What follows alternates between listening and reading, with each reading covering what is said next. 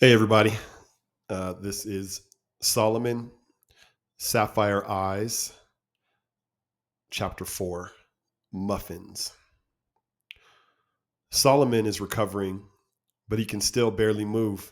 It hurts to breathe. The average human takes about 20,000 breaths per day. For Solomon, that means about 20,000 knife stabs to the abdomen. Auntie Sheila keeps a close eye, but she has no urgent concerns. Keeps saying, seen a lot worse, as if it were some kind of medicine or spell. The whole crew of kids comes to visit. They crowd into the tiny bedroom. Sup, frocks, they each say or nod. Then they just kind of sit there awkwardly expecting something. No one asks if he's okay. Empathy is a foreign language.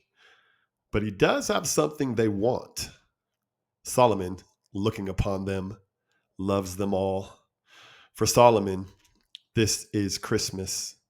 7 little wiry knot-headed packages containing the gift of childlike awe beneath scuffed and dirty packaging, waiting to be unwrapped, lifted out of their boxes and received with open-mouthed delight. Injured as he is, painful as it is to breathe, no one could stop him. The story arises in his throat, gentle so as not to hurt him. It flies from his lips like a magical whisper, like fairy breath. It went down like this. He winces, then winks. The boys lean forward. Meshon closed his eyes and waited for the blade to cross his throat. Instantly, the boys are transported right back into King Meshon's chambers, about to witness bloody regicide. It would be quick, efficient, a zipper opening across his neck, allowing his life to spill to earth, but the blade never came.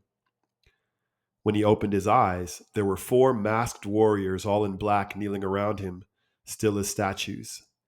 Meshon just stood there, shocked and unsettled.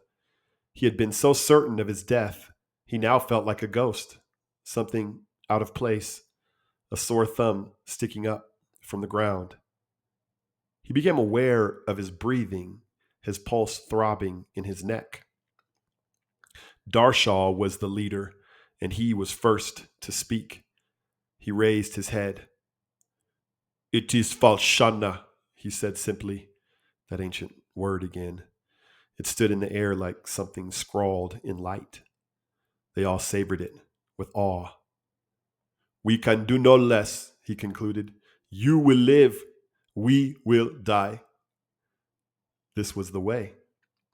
They had failed their commission. This was their oath. "You will not die," said Meshon. "I have spoken." He reached and kissed his scepter. "It is spoken," said the witnesses, always near, watching but never intervening.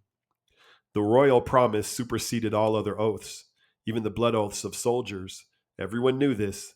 Destinies were being impacted, molded, created in this moment with words. "Bring your families. You can stay here in the palace and keep them safe." The warriors began to mourn, beating their chests with muscled arms. "Not so," they pleaded. To flee for safety was a thing worse than death. "Not so. Let us return and tell what we have seen." "He will kill you," frowned Meshon. "But you have commanded us to live," answered Darshal. "And you have kissed the scepter. It is a quandary." It was a quandary indeed. The 5 tribes were a people of law and promise and honor. There were things that even Harshan would not dare. Perhaps. Uncertain as it was, this was the path for these men to keep their honor and possibly their lives. "It is granted," said Meshon. The warriors went and retrieved the muffins and the rolls. They held them carefully like holy relics. "We have never heard of exploits like these," said Joshesh the warrior, the poet. "You have won the day with muffins." They smiled their disbelief and awe. They shook their warrior locks, beating the air with mirth. Trained killers, transformed by this strange moment into gleeful children. Are we soft-headed? Defeated not by sword or knife, but muffins? They were full out cackling now, all the tension of the moment suddenly resolving into belly laughs. Meishan was given a rare glimpse into their camaraderie. They kept saying, Muffins? With rising incredulity, tossing the word back and forth like a ball. Meishan smiled even as his mind raced. Chuckling and elbowing each other, they went their ways, receding into the shadows. Meishan didn't know how they got in or how they left, but they kept muttering, Muffins! And chuckling in the shadows, savoring the word, filling their bellies, searing this moment into their hearts until it was only a whisper. Muffins.